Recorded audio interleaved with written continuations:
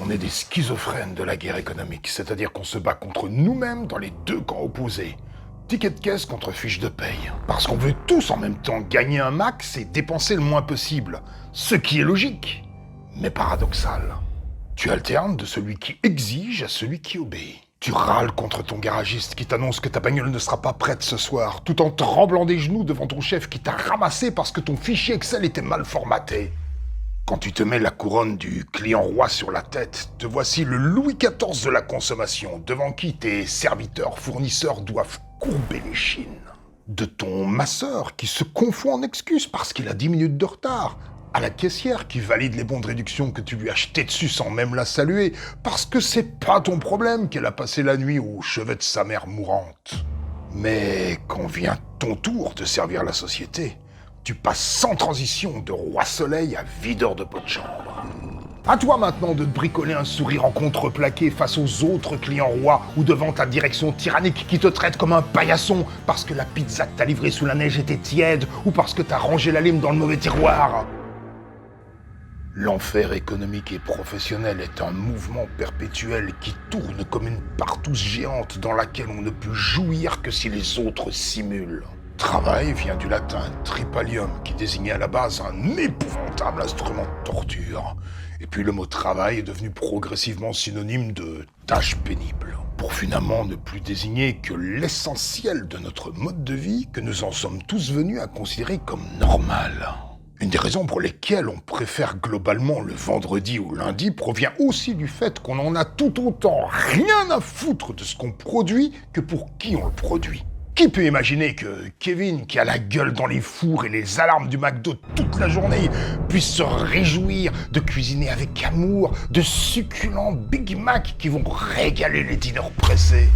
Ah mais tu peux bien t'étouffer avec tes frites parce que Kevin qui met de la viande dans des petits pains ou qui plie des cocottes en papier, du moment qu'on le paye, pour lui, l'amour du travail bien fait, c'est juste du chinois qu'il a récité à son entretien d'embauche. Je te connais pas, mais t'es peut-être aussi un Kevin qui passe ta vie à faire des trucs qui t'intéressent pas. Dans l'unique but de profiter ensuite de ce que les autres produisent, sans plus d'envie, mais qui font quand même uniquement pour pouvoir se payer ce que tu fais toi-même à contre-cœur. La dimension de la connerie de ce cercle vicieux ne devient visible que quand on se rend compte que l'argent n'est intéressant que parce qu'il peut s'échanger contre des biens ou des services. Imagine que tu es milliardaire, mais sur une île déserte. Tu vas faire quoi ?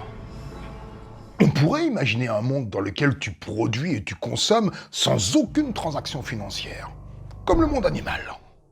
Je te propose de faire un tout petit pas vers cette utopie pour remettre un peu de sens à cette aliénation économique et professionnelle.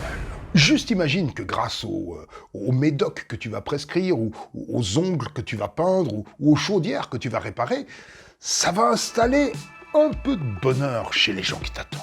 Ta mission, si tu l'acceptes, consiste à faire le héros de l'instant, qui essaye de faire du mieux qu'il peut pour troquer des grimaces contre du sourire. Et ce sourire, parfois peut-être, parfois invisible, tu le remets sur toi, en attendant de le rendre lorsque reviendra ton tour d'être client.